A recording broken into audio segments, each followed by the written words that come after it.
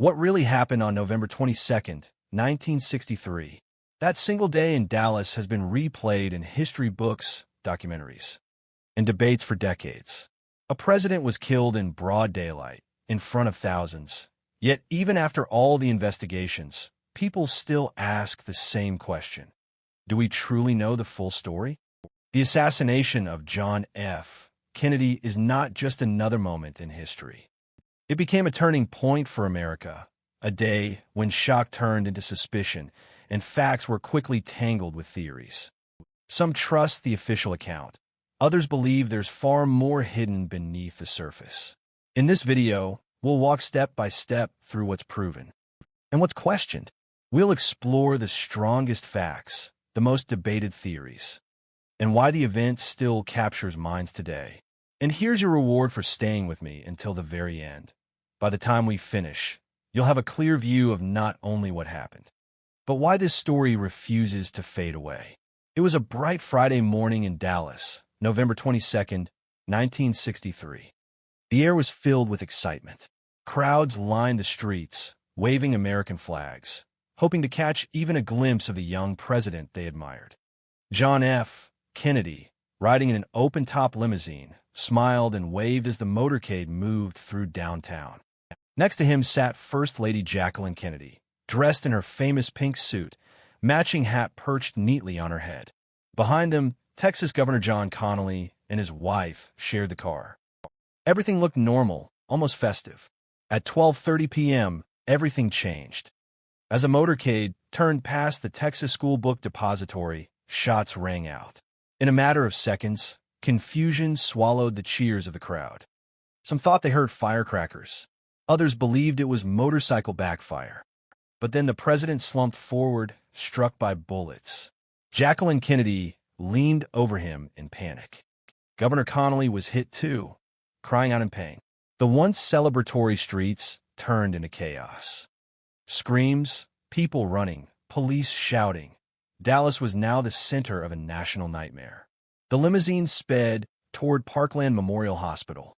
Doctors and nurses rushed to save the president, but the wounds were devastating. At 1 p.m., John F. Kennedy was pronounced dead. America had lost its leader in the middle of the day, in front of its own people. Just 2 hours later, Vice President Lyndon B.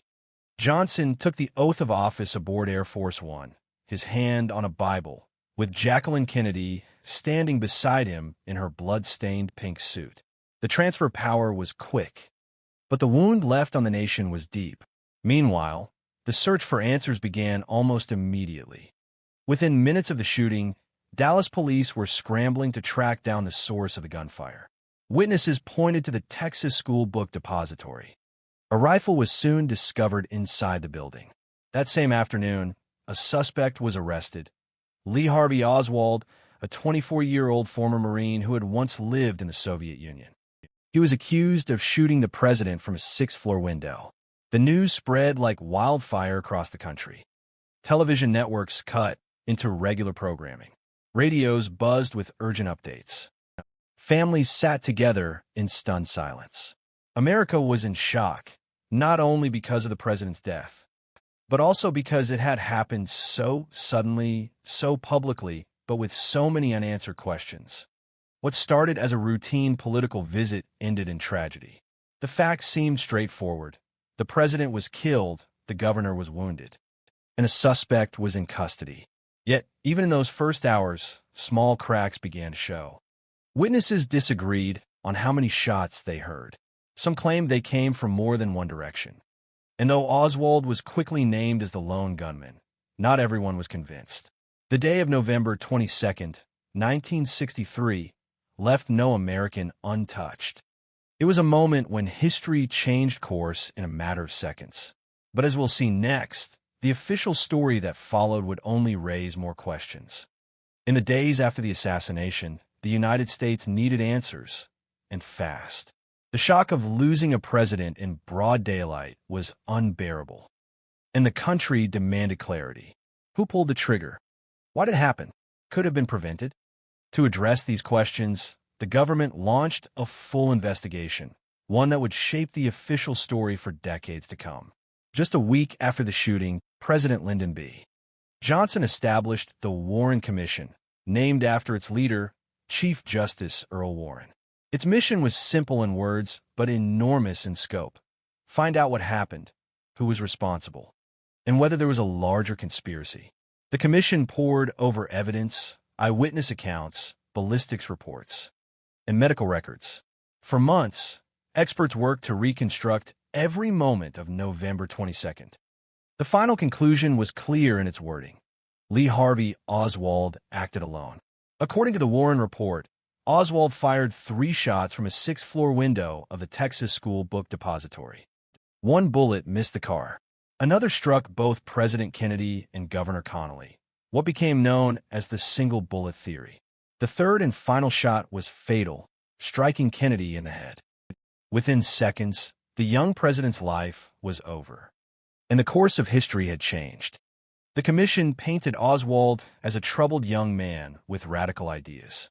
He had defected to the Soviet Union years earlier, only to return to America disillusioned. He had a history of violence, including a failed attempt to kill a retired General months before the assassination. To the Warren Commission, Oswald wasn't part of a shadowy network. He was a lone gunman, acting on his own anger and resentment. The report also addressed Jacqueline Kennedy's presence, Governor Connally's injuries, and the path of the bullets. Every detail was examined and fit into a timeline meant to explain the tragedy.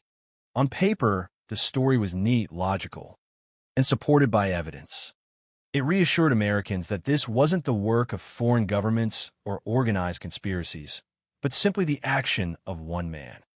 Yet, despite the commission's efforts, doubt grew almost immediately. Many struggled to believe that a single person could pull off such a devastating act with such accuracy in such a short window of time. The single bullet theory, in particular, drew criticism. Could one bullet really cause so much damage, passing through 2 men and still remain intact? Even some of the commission's own members privately raised questions, though they signed a report in public unity. For the government, the Warren Commission was meant to settle the matter once and for all. For the public, however, it was just the beginning of decades of debate.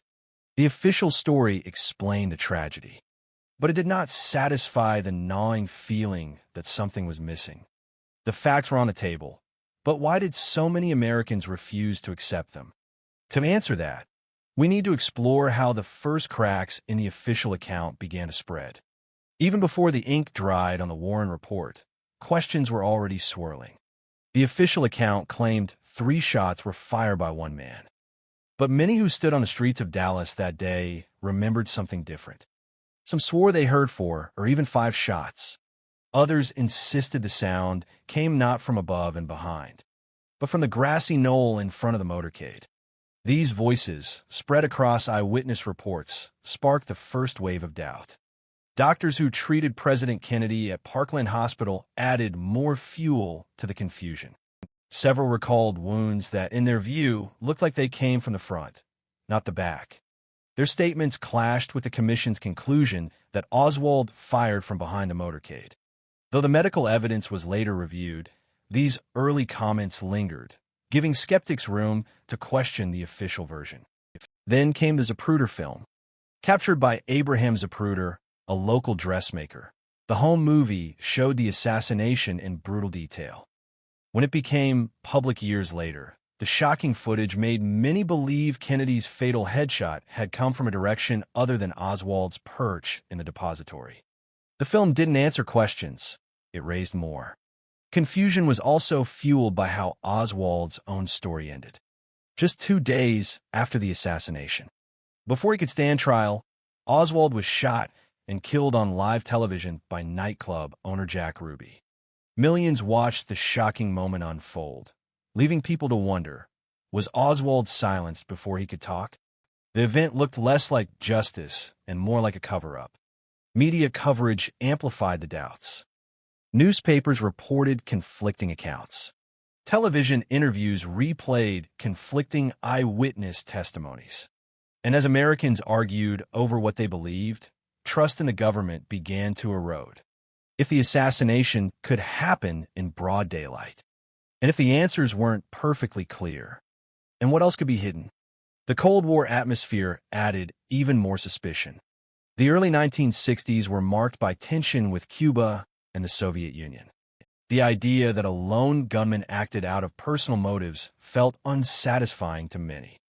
People were ready to believe there was something bigger at play, a foreign hand, an organized plot, or even secret involvement from inside the government itself. In the end, the doubts didn't come from a single source. They grew out of a mix of conflicting testimonies, unclear medical evidence, shocking visuals, and a national mood heavy with mistrust. Each piece, taken alone, might not have been enough, but together, they created a cloud of suspicion that has never lifted.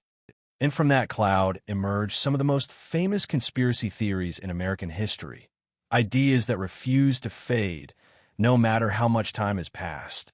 As doubts grew, theories began to multiply.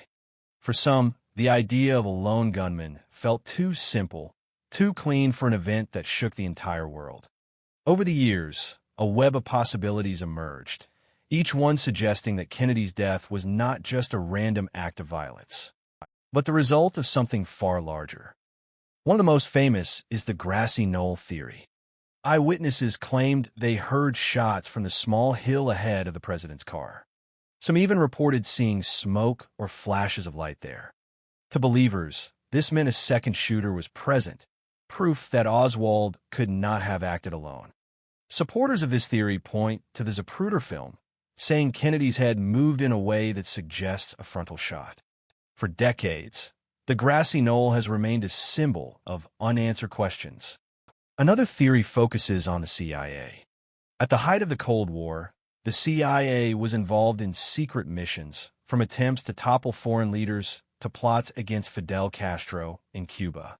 Critics argue Kennedy clashed with the agency, limiting its power after failed operations like the Bay of Pigs. To conspiracy theorists, this tension makes the CIA a suspect. Could the intelligence community have seen Kennedy as a liability? The mafia theory adds another layer. Kennedy's brother, Attorney General Robert Kennedy, was aggressively targeting organized crime. Many mob leaders were under federal pressure. Some theorists argue the mafia had both motive and connections to carry out such a hit. The fact that Jack Ruby, Oswald's killer, was linked to organized crime only fueled this suspicion. Was Ruby silencing Oswald to protect a deeper network? International theories also thrive. Some point to Cuba, angry at Kennedy for attempts to overthrow Castro. Others suggest the Soviet Union, in retaliation for Kennedy's firm stance during the Cuban Missile Crisis. Both countries had reasons to see Kennedy as an enemy, and both had intelligence operations capable of reaching American soil. And then there are the inside job theories. These claim that elements within the U.S. government itself wanted Kennedy gone. They point to his positions on Vietnam, civil rights, or his strained relationship with military leaders. In this view, the assassination wasn't just a tragedy. It was a coup disguised as the act of a lone gunman. Each theory thrives because of gaps in the official story. Conflicting witness accounts, unexplained details, and missing records leave space for speculation. People don't just want to know who fired the shots. They want to know why. And when the official answers don't satisfy, theories fill the void. What makes all of this so powerful is that none of these theories have ever been fully proven, yet none have been completely erased either. They continue to live on in books, documentaries, and conversations around the world. But how strong is the evidence behind them? And how much is speculation built on shadows and doubt? To find out, we need to weigh the arguments both for and against these theories. Every theory about Kennedy's assassination rests on a tug-of-war between evidence and speculation. For believers, each inconsistency is a clue. For skeptics, it's often a misunderstanding or an error that has been magnified over time. To understand why these theories still survive, we need to examine both sides. Take the grassy knoll theory. Supporters point to eyewitnesses who swore they heard shots from that direction. Some even claimed they saw smoke rising from a knoll. The Zapruder film, with its haunting images of Kennedy's final moments, is often used as proof that the fatal bullet came from the front. Yet official ballistics studies argue otherwise. The Warren Commission concluded that all shots came from Oswald's rifle in the depository. Later re-examinations by the House Select Committee on Assassinations in the 1970s did suggest there might have been a second shooter, but even that finding was later challenged as flawed. So the grassy knoll remains a battlefield of interpretations. The CIA theory rests more on motive than direct evidence. Kennedy's clashes with the agency are well documented. He threatened to splinter it into 1,000 pieces after the Bay of Pigs disaster. To many, that was enough to imagine a plot. But when it comes to proof, documents, testimonies, or verifiable links, nothing conclusive has surfaced. Former CIA officials have always denied involvement. Critics argue that the CIA's culture of secrecy makes it easy for people to imagine the worst, even if the facts don't back it up. The Mafia connection offers another compelling angle. The Kennedys' war on organized crime was real, and mob bosses had reasons to seek revenge. Jack Ruby's ties to the underworld only added suspicion. But here, too, the evidence is thin. Investigators never found proof that Ruby was ordered to kill Oswald. Many believe he acted out of anger or to spare Jacqueline Kennedy from the ordeal of a trial. Without hard evidence, the Mafia theory remains an intriguing possibility rather than a proven plot. When it comes to foreign involvement, Cold War tensions created fertile ground for suspicion. Cuba had endured years of American hostility, and the Soviet Union was still reeling from the humiliation of the Cuban Missile Crisis. Both had reasons to hate Kennedy. Yet declassified files and intelligence investigations have found no smoking gun linking either country to the assassination. For most historians, the idea of a foreign government directly planning the attack remains unlikely, though it's a theory that refuses to die.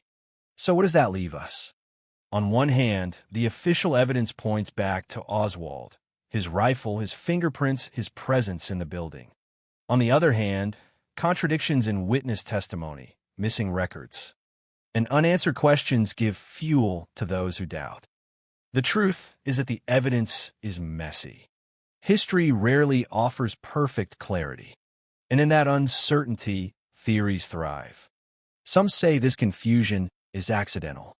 Others believe it was deliberate, that the full truth was never meant to be revealed.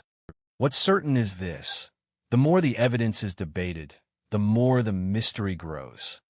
And perhaps that's why, even 60 years later, people are still asking the same question.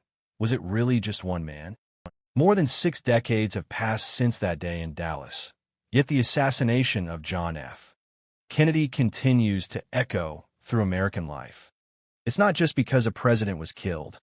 It's because the event shook the very foundation of trust between people and their government, a wound that has never fully healed. Before November 1963, many Americans still believed in the idea that their leaders worked transparently for the good of the country. Kennedy's assassination changed that. The confusion, the unanswered questions, and the endless speculation planted seeds of doubt. If the government could not give a clear, satisfying explanation for something that happened in front of so many witnesses, what else might it be hiding? That question has lingered ever since. The assassination also marked a turning point in American culture. It was one of the first tragedies to play out on live television, with millions glued to their screens as events unfolded in real time. The shocking images of Kennedy's motorcade, the chaos at Parkland Hospital, and the live broadcast of Oswald's murder by Jack Ruby burned themselves into collective memory. These moments set the stage for a new era, where the media would shape how the public experienced history, instantly, emotionally, where sometimes incompletely. On a political level, Kennedy's death changed the course of the nation. His successor, Lyndon B. Johnson, inherited not only the presidency, but also the burden of continuing Kennedy's vision. Johnson pushed forward civil rights legislation and escalated U.S. involvement in Vietnam, decisions that shaped the decades to come. Some still wonder, how would history look if Kennedy had lived? Would Vietnam have unfolded differently? Would civil rights progress have taken another path? The unanswered what-ifs give the event even more weight. But perhaps the most lasting impact lies in the way the assassination opened the door to a culture of conspiracy. The doubts surrounding Kennedy's death didn't just fade, they multiplied. They made people more likely to question official accounts of other events, from Watergate to 9/11. In this way, JFK's assassination didn't just create mystery about the past, it reshaped how Americans approach the present. Even today, polls show that a majority of Americans believe there was more to the story than the government admitted. This enduring skepticism shows how deeply the event cut into the nation's psyche. It's no longer only about who fired the shots. It's about whether the truth can ever be trusted when delivered from above. The assassination of John F. Kennedy matters because it is more than history. It is a symbol of lost innocence, of shattered trust, and of a nation forever questioning the line between fact and theory. And that's why, even now, people continue to ask the same haunting question. Do we really know what happened that day? So, after all the reports, the theories, after the decades of debate, one question still hangs in the air.